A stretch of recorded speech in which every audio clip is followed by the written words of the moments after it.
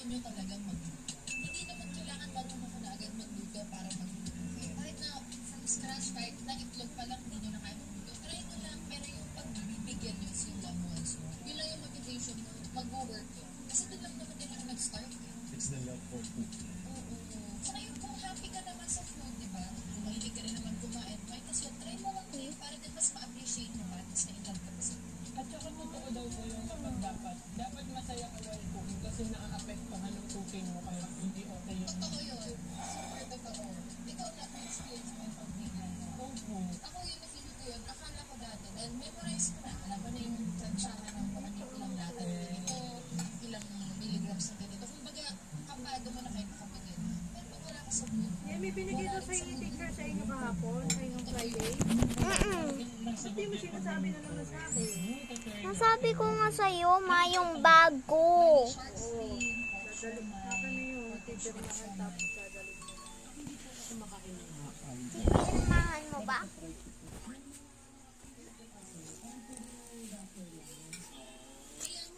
Up. kasi yun naman ang nirequest ko. Natuklis ko agad kasi wala na yung Yung typical na makapal yung tinry mo na namin. Sabi ko, pwede ba tayo gumawa ng mas manipis? Kasi ang problem ko nga, doon ako nalulungkot pag lumalabas ako. So eto, mas pinanipis namin. So tayo naman. Oo, pag bukas, totoong ano siya, hindi tinipid. Pure shrimp po to or may pork? May ano yan, may feeling pa yun. Try mo muna mo. Yeah. Hilaw. Hindi tinipid pero di naman. Hindi niluto. Hindi nga po, hindi makapal yung wrapper mo. Itong chili garlic. Lasa siya. Oo. Lasa pang mga, parang mga Chinese restaurant. Try mo tong sauce. Ang sarap ng luka nila. Ang sarap ng laka mo. Ang sarap ng lasa. Manamis nga eh. Ano to ito? Shrimp? Pork and shrimp. Shrimp. Lagi pa ilapit niya na sa kanya. Nagagalit ko sa akin yan eh. Never ako nakatry nito kasi ayaw ng papa namin na kumakain kami ng shark fin. Bakit? Kasi diver siya.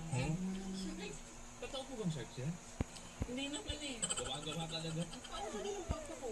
Shoutout sa'yo pa, hindi lang pala to shark. Ano ba? Pati po yung mga cake yam, homemade yun. Lahat yun. Lahat dito.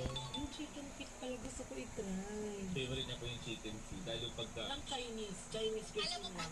best na nakakay. Favorite ko rin ang chicken. Sorry Kevin. Ay, fetish ko feet. Di ba ba yun? Sorry.